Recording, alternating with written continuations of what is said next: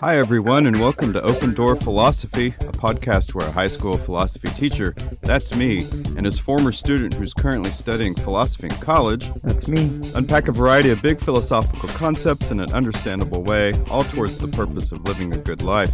Welcome to episode 20, where we discuss a famous American philosophical movement called Transcendentalism. But of course, before all of that, we gotta know what the big catch-up is. So, Andrew, let's catch up. How's everything in your world?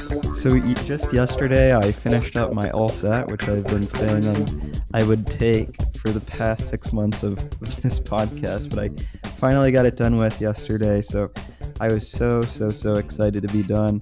Might take it one more time just for giggles, but it feels nice getting that done. And then this weekend we have a midterm recess, so I'm going to be really just looking forward to relaxing and having a good time with that. Mr. Parsons, how's your swimming been going? Oh, just call me Michael Phelps.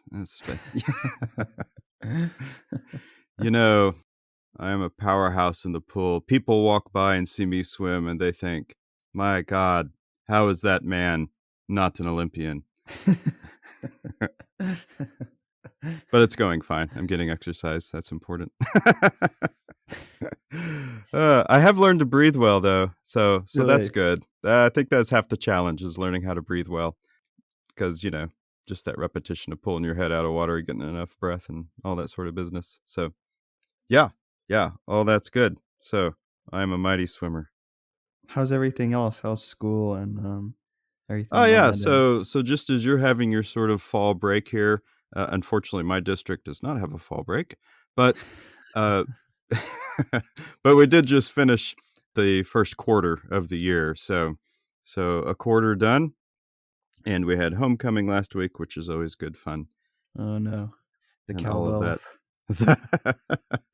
The moms for listeners outside of Texas, you should really Google Texas homecoming moms and It's awful. Just be in wonder at the variety of life that humans create and traditions and stuff. Yeah. And something else I wanted to ask you about. I've been seeing your podcast been come up for is it the Curiosity Manifold podcast? So how's that going? Oh yeah, it's going great. Episode 2 is out. Just wrapped up episode 3. I hope everyone wants to go out and check it out. It's called Curiosity Manifold, wherever you listen to podcasts.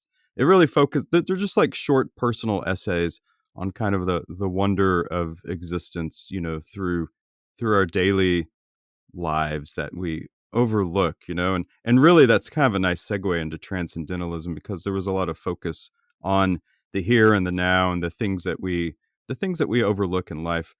So anyway, yeah, check it out, Curiosity Manifold, wherever you listen to podcasts.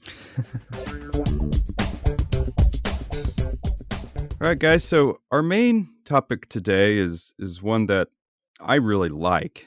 Transcendentalism is a philosophy or a way of thinking that really appeals to me on a lot of levels. So I've been anxious to talk about it on this podcast, and I can't believe we've gone 20 episodes without it. But nonetheless, here we are. So we're going to talk about this. We'll debate as to whether or not it can be called a uniquely American philosophy. But before we get going with that, and you'll see how this all ties in, Andrew, I have a question for you. Sure. Have you ever felt connected with something larger or like bigger than yourself? I think so. I think there's been a few times in my life when I've, if it's either part of kind of a group or something like that, a unit, society, even when I'm going out and taking, seeing something really crazy. I remember this one time I was up on a, I don't want to segue into this episode, but I remember this one time that I was in Vermont, and it's very beautiful up there. It was my first time, I think, ever going in kind of actual nature outside of kind of these Texas kind of tree parks or whatever. So it was the first time ever. And I was on top of kind of like this mountain or something, and it was just craziest thing ever. And it was, I don't know. I don't know how to describe it, but I think it was one of the times in my life where I definitely felt like I was connected to something more than myself. Well, I think that's perfect, actually. And that's exactly what the Transcendentalists would talk about. This idea that you feel something, you feel connected to something. The Transcendentalists would, of course, call that God. But you feel connected to something bigger than yourself that you can't quite describe, right? It's a feeling that kind of defies quantification, right? Mm. Yeah. So So transcendentalism, like let's set it in its historical context, and then we'll talk about it from kind of a philosophical and maybe even literary standpoint. One of the things I kind of want to point out here at the beginning is, and keep this in mind as we go through all of this, some people will say that transcendentalism really isn't a philosophy. At least it's not a fully fleshed out philosophy that involves like a moral system, but it's more so a, a revolution in thought. So keep that in mind as we talk about all this sort of stuff. You might be familiar with transcendentalism from maybe high school or college. If you took any American literature course, you probably ran into Ralph Waldo Emerson and or Henry David Thoreau, or both of them. And they would be labeled under this category that today we call transcendentalism. And that was a term that they actually used during that time. They had a organization or a club that they called the Transcendentalist Club, which included Ralph Waldo Emerson and a number of other literary minds at the time, Margaret Fuller, some other writers during the time, like Nathaniel Hawthorne, Emily Dickinson, sometimes are associated with Mm. the Transcendentalist movement. And so Transcendentalism was sort of a literary movement, but it was also a movement in thought. And so, in some ways, you can't talk about transcendentalism as opposed to what came before transcendentalism. But historically, this movement happened in the Northeast of the United States. So, in the Boston Concord area is kind of where the epicenter was. And it took place in the very early 19th century, probably up until, say, maybe the Civil War. So from like the 18, well, it's hard to pinpoint a specific time when it started, but early 19th century to about the beginning of the Civil War. So, Andrew, to talk about and set this in its sort of history, in the history of thought, let's discuss for a minute what rationalism and what the age of reason was, perhaps even the Enlightenment, if we want to use that term, that was going on in Europe in the 18th century. Yeah, so the Age of Enlightenment, I think it's also called the Age of Reason. It was kind of a philosophical revolution, I'd say, in the 18th century or so. Yeah, I think we referred to it as the Enlightenment in high school. That's kind of how I remember it. But it was basically this movement where we're kind of rejecting some previous ideas on how to become happy and focusing them more on reason.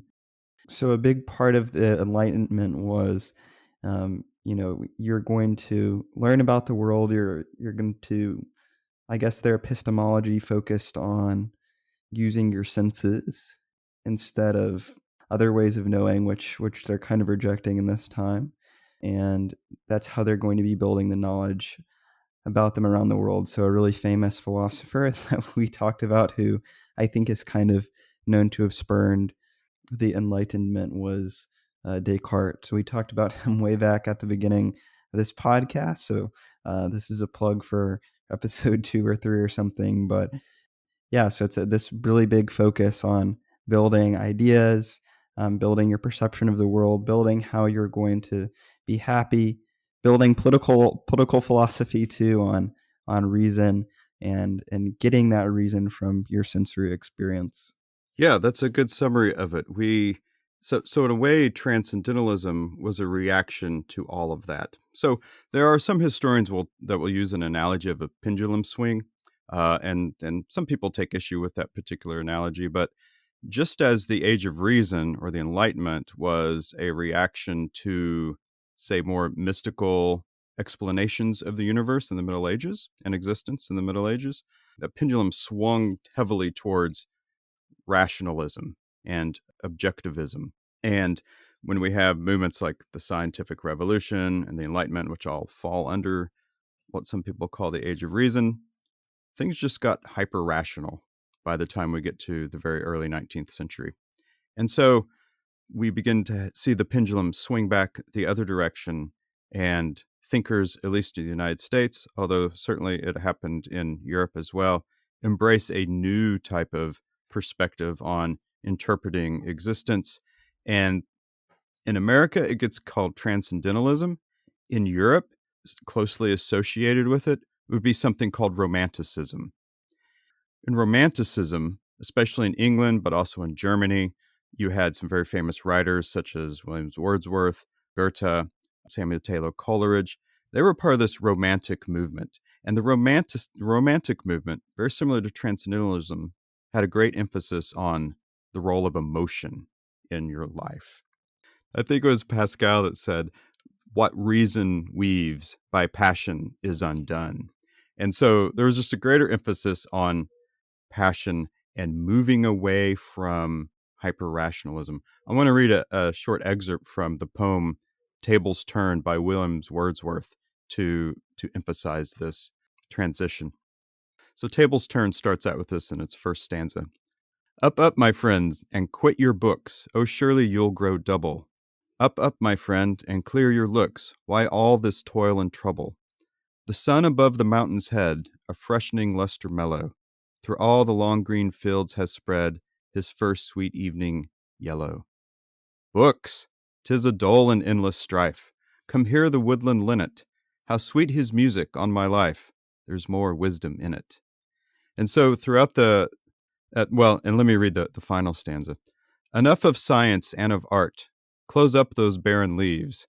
Come forth and bring with you a heart that watches and receives. So the Romantic and Transcendentalist movement was a reactionary movement to rationalism and the Age of Reason. Up, up, my friends, and leave your books, right? And so, but if we're leaving our books, then what are we going to in order to understand our place in the world? And that's to embrace the passion of living. And this is why Transcendentalism in America really takes on a very different flavor than, say, Romanticism.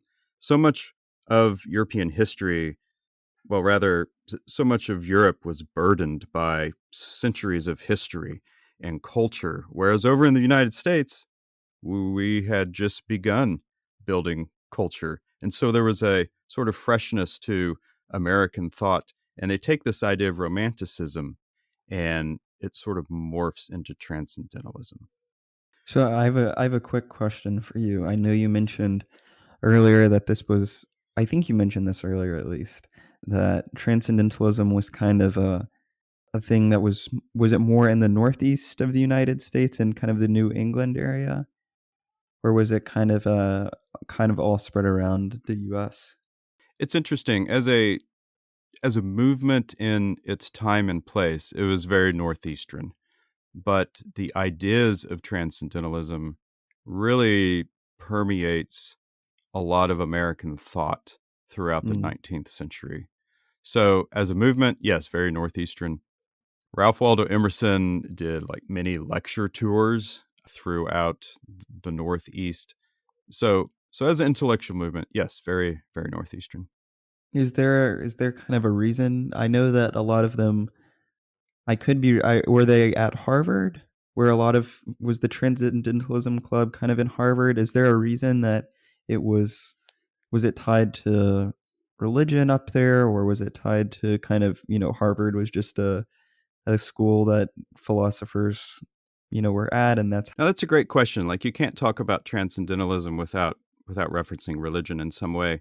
And yes, Harvard had a lot to do with that. The Harvard Divinity School, which Ralph Waldo Emerson attended, at that time would be most closely associated, like its theology would have been most closely associated with what we would call Unitarianism, which is sort of a evolution of the Enlightenment view of Christianity, which some thinkers took, which we call deism. Boy, do I want to go into all that? Sorry. No, it's great.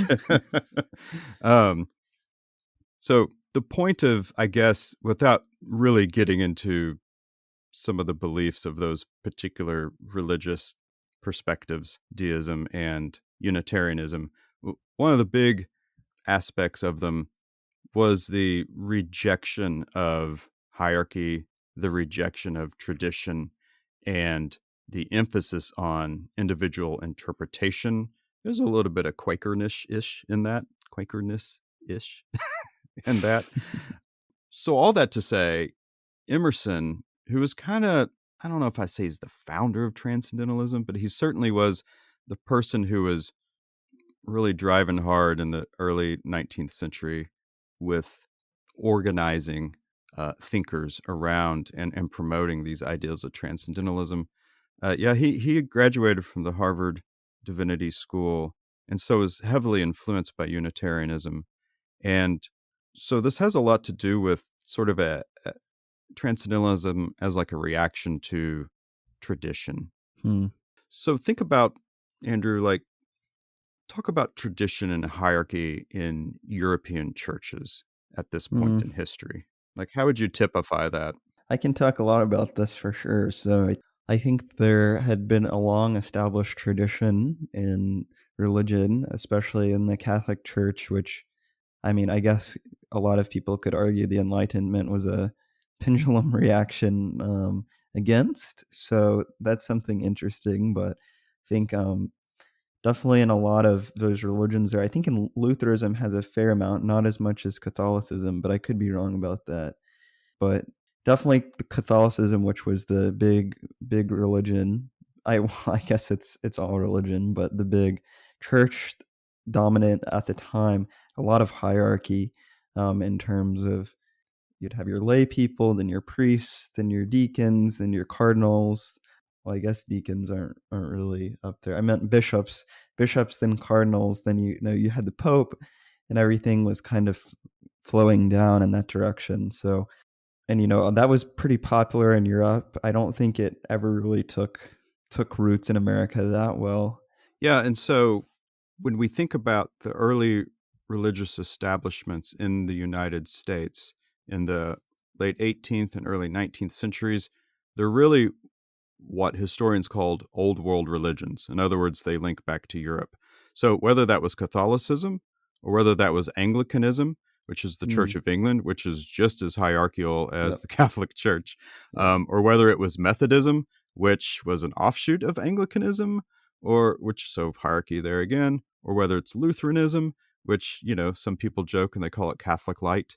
There was a lot of there was a lot of structure and centuries of tradition, scriptural interpretation, doctrine, all of that type of stuff that churchgoers had to adhere to. And when those churches moved to America without sort of, I guess you might call the burden of, or the weight of tradition and centuries of that they might have felt back in Europe, they didn't so much feel that in the United States. And so you do have religious movements like I said, Unitarianism, Quakerism, and especially down in the south of the United States, this new movement that we might call evangelicalism, and with the Second Great Awakening was going on. And so it was definitely a reaction to tradition. So whether that's religious tradition or whether that's political traditions as well. So it was a real movement of newness, of energy, of freshness. And so here's a quote from Emerson from his essay Nature. He says, "Why should we grope among the dry bones of the past, or put the living generation into masquerade out of all of its faded wardrobe? The sun shines also today. There is more wool and flax in the fields. There are new lands, new men, new thought. Let us demand our own works and laws and worship." So it really sort of typifies this idea of the reaction to or rejection of tradition. We're here in America. It's a new country. Let us be the masters of our own destiny. So was this kind of individualism, was that something kind of apparent in the philosophy of transcendentalism is that kind of one of the key tenets was is there kind of a big push on that front? Sometimes transcendentalism gets saddled with the term individualism, and that comes from Emerson's and Thoreau's emphasis on what they called self-reliance. And self-reliance in and of itself is a very American-esque type feature, right? Being able to go out there and do it on your own. Yep. With that being said, I don't think that's the interpretation you get when you read Self-Reliance by Emerson. It's not that there's an idea that I have to completely do all this on my own and I really don't need anybody else. That's individualism.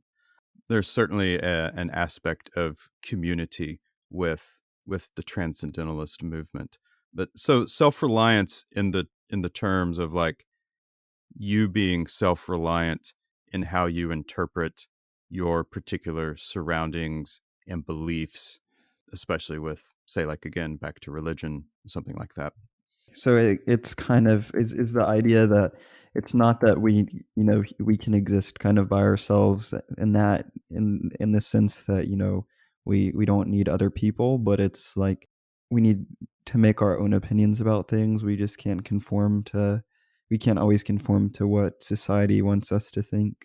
Yeah, the transcendentalists really were not great fans of society. We see this as a very strong theme throughout Emerson and Thoreau. I mean, Thoreau lived in a cabin in the woods for 2 years. I mean, we know he had some visitors and he went to town here and there, but like he got away from society as much as he could, and he wrote plenty of works that identifies the difficulties that society brings in terms of your authenticity as an individual, and that it takes you further away from your own authenticity. Emerson has a lot to say about that as well. So it seems like, a rejection of society is a big point, kind of not listening to tradition is another point. What would you say kind of are those kind of the main tenets of transcendentalism, or is there kind of like a umbrella that stems off? Because I can kind of see that these points are somewhat connected. Oh yeah, they're all very connected. I don't want to make out transcendentalism as like a movement based on what it's not rather than what it is. Mm-hmm. So, obviously we're rejecting a lot of things, rationalism, tradition, society. So if we're rejecting all those things, then what are we embracing, right? Mm-hmm. So we're embracing authenticity, we're embracing the importance of experience and the individual's relation to that experience. And when it comes to sort of religious aspect, and here's something I can't believe I haven't brought up just yet, the emphasis on nature in the Transcendentalists is enormous. Nature, and when I say nature, I mean as in like everything that is not human. So, plants, trees, rocks, forest, rivers, all that stuff, mountains, meadows. So the emphasis on nature and what we gain from nature. Nature is going to be an opposite of society, right? And we see a bit of this rejection of society in some Enlightenment thinkers like Rousseau, but the Transcendentalists fully embrace it. And to be connected with nature, to be out in nature, is going to help you become more authentic, because nature can provide to you almost a way of how to live. Because nature, this is kind of Taoist in a way, but also we see this echoed in Stoicism as well. Nature can be a teacher. In fact, again, I think it's William Wordsworth. He says, and it may be tables turned, he says, "Come forth into the light of things. Let nature be your teacher." So how about this, Andrew? I'll throw this one at you. In what ways can nature instruct us on how to live? Well, the first thing that comes to mind from a philosophical point is everything in nature is just doing what it's supposed to be doing. It's not trying to be something that it can't be. It's not trying to, a rock's not trying to be a bird. That sounds kind of dumb, but I think, I think I don't know if that's a good example, but it's I what think I it's a great mean. example. a leaf is a leaf. It's not trying to be anything else. It's performing its function for the world in the way that it is. And I think, I think that's something very observable in nature. And then kind of going back to my mountain analogy at the beginning, maybe it wasn't an analogy, but my mountain story, everything in nature is making up, I guess, all of those things functioning together is making something really beautiful. It's all working together. And I think humans can often learn kind of a good amount from that. I think we often try so hard to not be what we're meant to be as humans. We're not performing our functions, or we're trying to choose other things that we're not supposed to do. So I think that's a reminder when I go into nature. Yeah, I think those are great examples. The transcendentalist idea here is not too unlike some Eastern philosophies, whereas the more we let go of the ego, the more we are able to be our true selves. And so for the transcendentalists, being out in nature gets us away from society, and society corrupts us. Society Mm. makes us do things that we wouldn't normally do, right? We spend our time working in the shops as cobblers or blacksmiths or whatever, and that's great and all. Like, to be industrious is good. Transcendentalists don't want you to just go be a hippie and live out in the woods and never do anything. Um, but too much society, and this was a concern in early 19th century, especially with the beginnings of the Industrial Revolution. Too much society is not good. And so going to nature and getting away from society, we connect back with that part of us, right? Because we are a part of nature as well. We connect back with that part of us that nature can arise within us, a greater degree of authenticity and, frankly, peace. Right. And that's what so many philosophies of living are after, is a tranquil mind, a mind that is at peace. And nature provides this for us. But there's a real religious aspect to transcendentalism as well with nature. And again, I don't want to delve too deeply into religious perspectives here, but for the transcendentalist, they are what you might call a pantheistic type of viewpoint. And that means that their idea of God is that he is not completely separate from us in another realm, another spiritual realm outside of this earthly realm that we live on. There's a bit of God in everything. There's a bit of God in the rocks. There's a bit of God in the bird, in the sky, the mountains, and there's a bit of God in you and me as well. And so when we go out into nature and we experience nature and we truly push away all of the societal expectations that comes with a person who lives in society, that the more we are in nature, the more we are connected with God and almost become God. Let me let me read another phrase from Emerson's Nature. And from a mystical standpoint, and when I say mystical, I mean like branches of religious organizations that have a mystic tradition, like monks or hermits in Christianity, Sufis in Islam. So mystics believe that union with God is possible. But in order to achieve that, you really have to let go of a lot of things, a lot of your humanness, if you will, that comes from society. Anyway, here we go. I'll get to it, I promise. Here's the quote from Emerson from Nature. He says, "To the attentive eye, standing on the bare ground, my head bathed in the blithe air and uplifted into infinite space, all mean egotism vanishes. I become a transparent eyeball. I am nothing. I see all. The currents of the universal being circulate through me. I am part or parcel of God." So this is what we call religious union, right? All his egoism vanishes. He says, "I am nothing. I see all. The currents of the universal being circulate through me," right? So this is why it's called transcendentalism. The term transcend is to rise above, right? To elevate above. And so for the transcendentalist, from a religious perspective, being in nature not only brings you closer to God, but is really a gateway to God. What do you think about that, Andrew? Yeah, I mean, this seems like the whole point of transcendentalism. I like the whole goal of going away, being in nature, and getting away from society, I guess, is to embrace God in this kind of way, to be a part of God. So that was, you were preemptively answering one of my questions that I had for you, which was, so what? Like, why are we going into nature? Or why should we care what if we're enveloped by society? So I guess this is the fundamental point. If I could be wrong, of course, but it seems to me like this is the fundamental point, that this is the goal. This is the end for a transcendentalist. They want to reach this level of spirituality.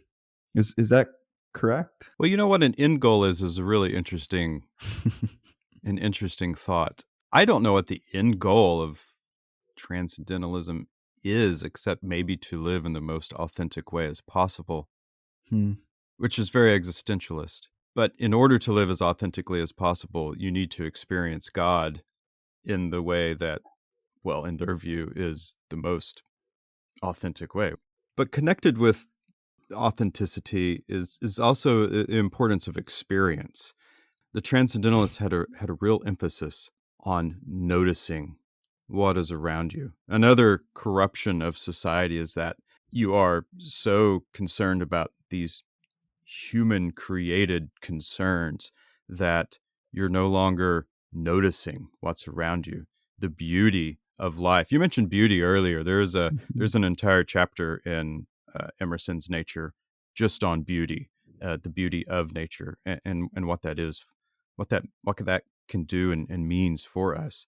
But experience and noticing, again from Emerson's Nature, he says, to the attentive eye, each moment of the year has its own beauty, and in the same fields it beholds every hour a picture which has never been seen before and which shall never be seen again. And if you think about experience, this is true, right? You can go into your backyard or your front yard or whatever, and depending on the time of year, depending on the weather outside, whether it's cloudy, partly cloudy, rainy, sunny, the time of day, all of this stuff, everything around you, the picture, as he says, is constantly changing, and we don't notice these things. And so the more we are out in nature, the more we can notice these things. Thoreau talks about this as well. He's a bit more attentive than Emerson is. Emerson is very broad and abstract in his language about nature, whereas Thoreau, in his book Walden, gets very specific about nature. He's still noticing it, but I mean, he's talking about looking at the bubbles in frozen ice and like measuring them and talking about their diameter. It's almost really kind of like Plato versus Aristotle. Plato was always talking about these big abstract ideas out there in the ether, whereas Aristotle was like digging his hands into the dirt, and he's like, "This is what I'm really seeing here." And Emerson and Thoreau are kind of that way. One of the reasons that I think transcendentalism is studied in high school, or at least the way that I remember it was taught in my history classes, is a movement that was kind of fighting along with abolitionists and for women's right to vote. Is this kind of a key point of the philosophy, or were these figures just kind of, were they just interested in these movements? Yeah, so this is really another interesting aspect, right? Like if you think about what's going on in America at the time, we are like in the decades leading up to the Civil War, and abolitionism was a big movement in the Northeast. The Transcendentalists were very much so against slavery, and in terms of women's suffrage, women's right to vote, they were very on board with this as well. I mean, it's a very, in a way, progressive movement in the time, and this goes back to that whole like rejecting tradition. Why would we think women can't have the right to vote? Why would we think that we should enslave Africans? you know and so they just really question this. So it's a very egalitarian movement. I know that the two big famous ones are Emerson and Thoreau, but we have other really significant women in the movement. Margaret Fuller was the Mm. editor of the Transcendentalist publication that they ran called The Dial. And she wrote A Woman in the 19th Century, which is a very early and influential women's feminist paper. We actually read that in my class. Ralph Waldo Emerson was very inspired by his aunt, Mary Moody, who knew Shakespeare, who could quote Shakespeare and Socrates and Plato and all the great thinkers. You also had Elizabeth Palmer Peabody, who was very involved, and I haven't touched on this, American education. She was very involved in the promoters of like bringing the kindergarten movement to the United States, and she was a big promoter of indigenous rights. So not only African American slaves, but Native American populations as well. She was heavily involved in the Transcendentalist movement. And she was married to the educator Horace Mann, which that may be a familiar name to a lot of people.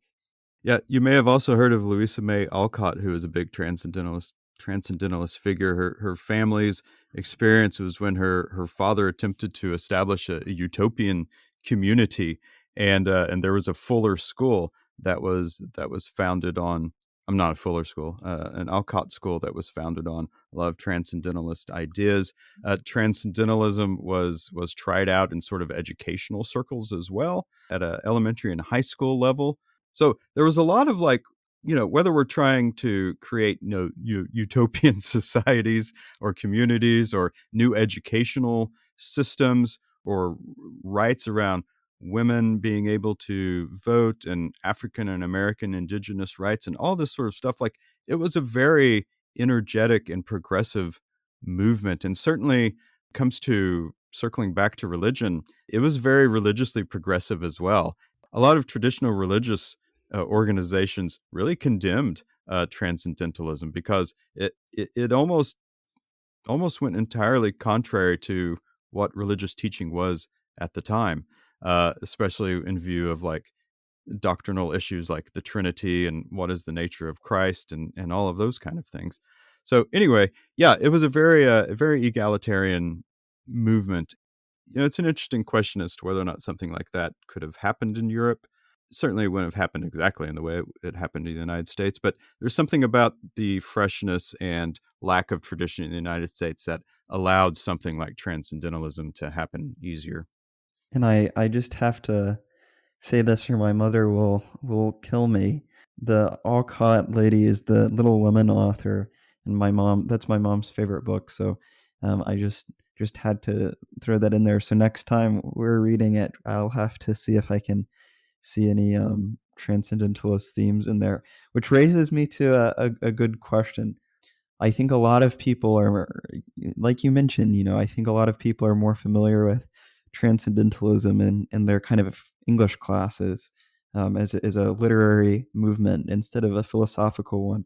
I've never seen maybe it's just Rice Philosophy Analytic Department, but I've never seen any transcendentalist philosophy courses. So how would you consider this? Would you consider it more as a philosophical literary movement or both? Yeah, so this is a great question. I mean, you're going to run into these people in your literature class. So, is this philosophy?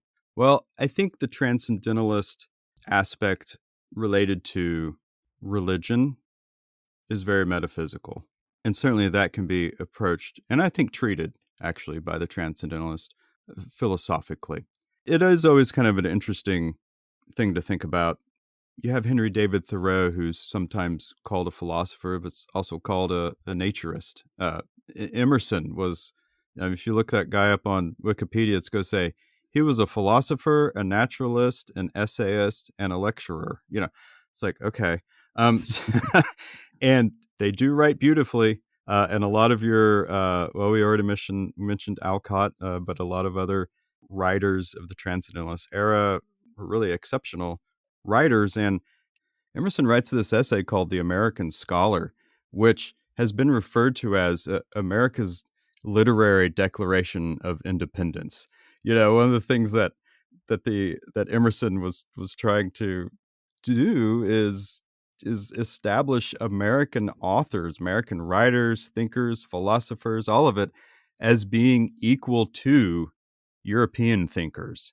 I mean, at this time, there was a real prejudice from Europe that American thinkers just weren't good enough. Like American thinkers were just a bunch of backwoods folks over here, and they don't have that centuries of tradition that we talk about with European thought. And he basically says, for lack of a better term, we're as good as you guys. And and so there is a real emphasis here on literature. So is it a philosophy? I mean, that kind of goes back to the question of like, well, what is a philosophy? It was definitely an intellectual movement. Does that make it philosophy? Actually, I'm going to throw that back to you. What do you think, Andrew? Like, what is the difference, if there is one, between an intellectual movement and philosophy?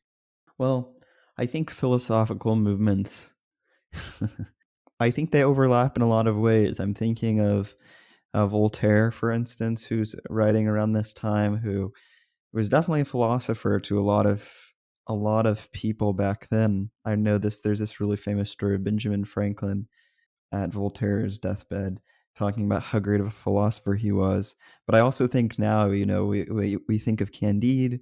That's certainly like a very philosophical, but also literary work too. This seems to be a recurring question that we have on this podcast where we're talking about this. And I think there's some overlap. I think there can be a lot of different styles on writing and probably purpose too. I think philosophers often have a very niche purpose where their argument is something that they're very in front of, that they're arguing towards the entire time. I think if you mix that in the literary setting, I think it's kind of like a big gumbo pot where you're playing with the idea and the story. I read this great quote from John Rawls. I think it was either Rawls or Nozick. I think it was Rawls, where he says, maybe it was Nozick. It doesn't matter. Anyway, one of them said that philosophers, when they write, for the past 2,000 years, they assume that their argument is true. And I think that's something that in kind of a literary work, it's not as much on the forefront as kind of allowing these ideas to kind of ruminate and be played with. So I think there's some slight differences, but maybe not a huge difference. I've kind of rambled on for a while. So what do you think about that?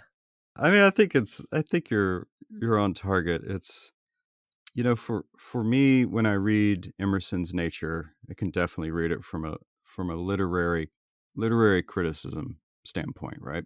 It is beautifully written. I think I have so many quotes. So on my phone, I have this app and I keep quotes in it, and I've got almost 700 in there now. And if I search Emerson in that app, I mean, there's probably like 50 quotes that come up. Like, he's just can write just such beautiful, beautiful phrases. But also at the same time, when you read Nature, he makes philosophical arguments. And I think he goes about it in a philosophical manner. So in that way, I think Emerson's Nature is very philosophical. I think some of his other essays, like Circles, is a really wonderful essay that is very metaphysical. It certainly could be considered philosophical. Emerson was an idealist. He was a Platonist. And I think from that perspective, yeah, it can be philosophical. But it was also a literary movement. I don't know. This is a tricky question. This is why I wanted to discuss it, because I guess maybe everyone's picking up on it. I'm kind of torn on it.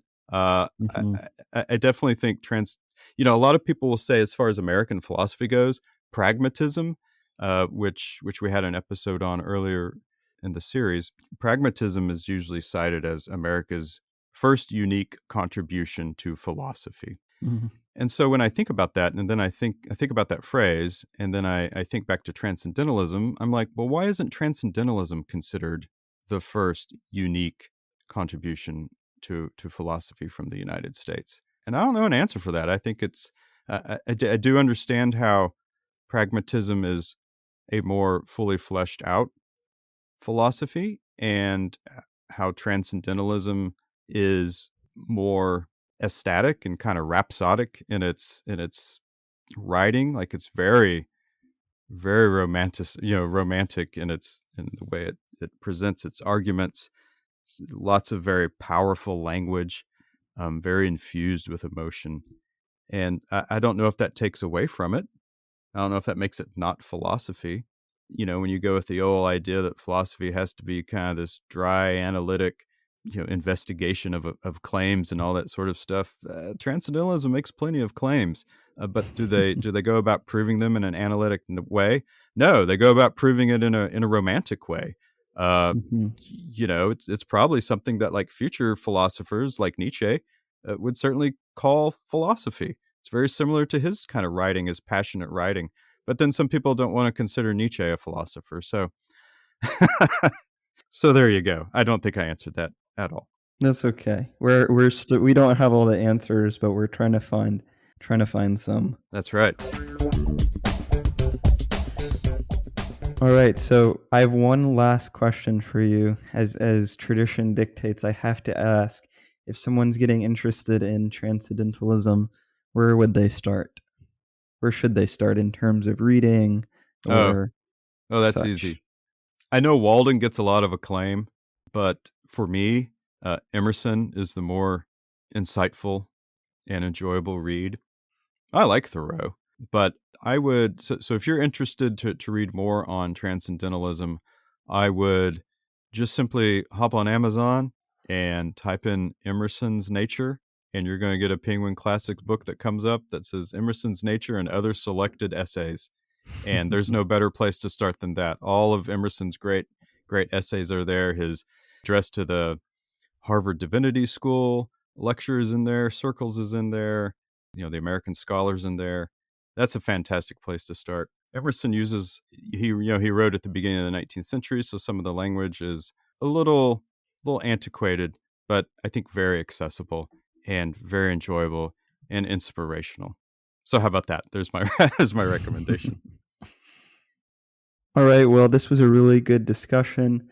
I've been looking forward to this episode since we decided to do this podcast, so I hope that everyone had a great time. But before we go, as tradition dictates, once again, let's head over to the quote corner.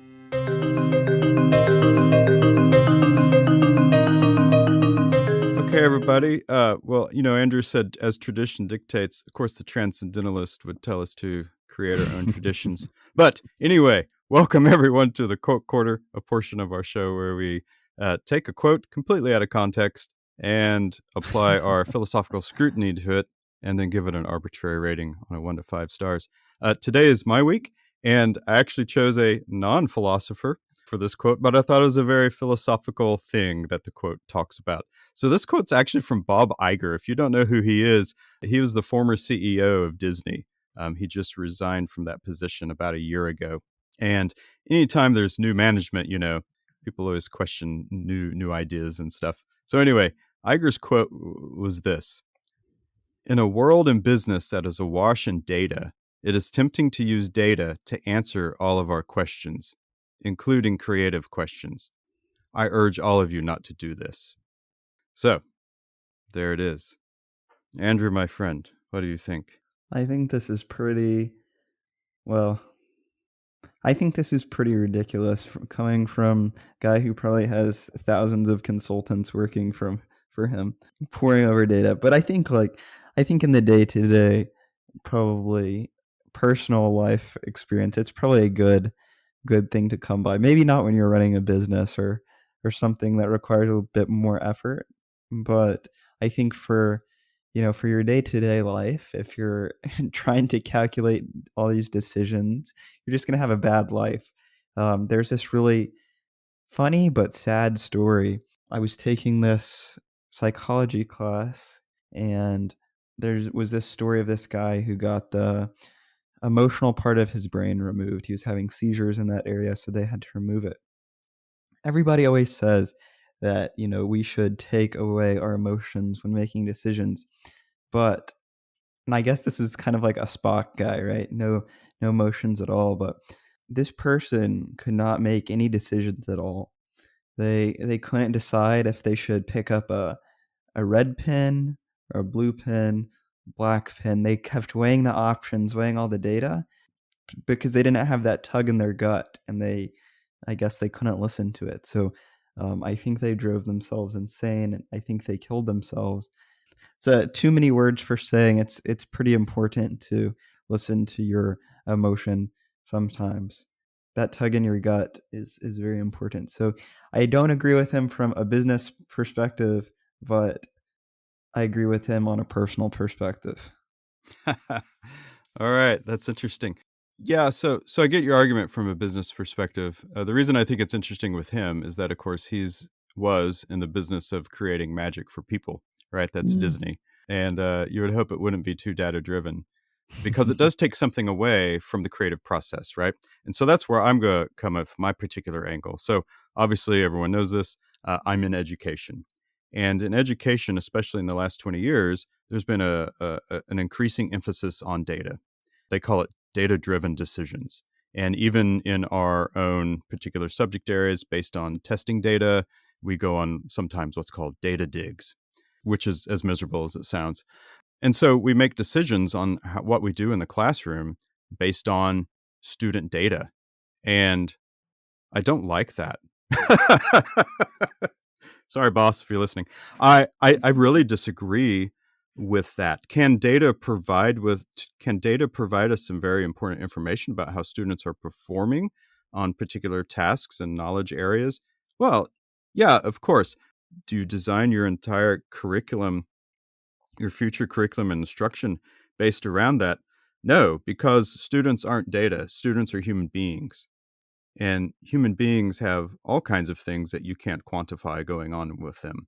And there's something to be said for like education and teaching being an art versus a science. You have to react to what's going on in the classroom organically and all these kind of things that, frankly, a lot of times data pulls you away from, and you end up going down particular roads because you think the data is leading you there, when really what you're doing is sucking the life out of classroom and out of teaching. And I think in a lot of cases, that's not beneficial. Data has its uses. Data definitely has its uses in education and in business, but you can't entirely rely upon it to make decisions. All right, so what's Parsons soapbox? Down with data.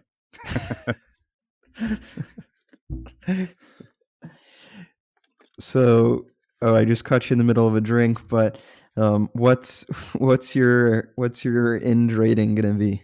I'm giving this 4.5 stars. Down with data. That can be our first merch line for the show. Unless we're talking about Commander Data from Star Trek Next Generation. Then No, keep him. We like him. I will give it 3.9 stars. Can't give it the 4, but I like it. I appreciate that. All right, marvelous. Well, I think that's it. Here we go. All right, everybody, that's going to be about it for today's episode on Transcendentalism. Thank you so much for spending your time with us today. I really appreciate it. We'd love it if you'd leave a positive review and hit that subscribe button whenever you listen to podcasts so you know that when the new episodes drop. And pass it on to your friends because, how do I link this with Transcendentalism? It's tradition. Pass it on to your friends to keep the tradition going. We'd really love to hear from you. If you'd like to tell us what you think of the show, have a question you'd like us to discuss, or topic for that matter, or a philosophy quote you'd like for us to rate, please email us at opendoorphilosophy@gmail.com. Do it! You can follow all the philosophy on Twitter and Instagram and our website at opendoorphilosophy.com, where you can find there's so many things about the show, including our book list, and we'll certainly post the link for the Emerson book I mentioned earlier. Once again, thank you to Kevin MacLeod for the free use of his really groovy music we use in the intro and the outro. Thank you so much for listening. We'll see you next time. And remember, when your life seems in need of some philosophy, the door is always open.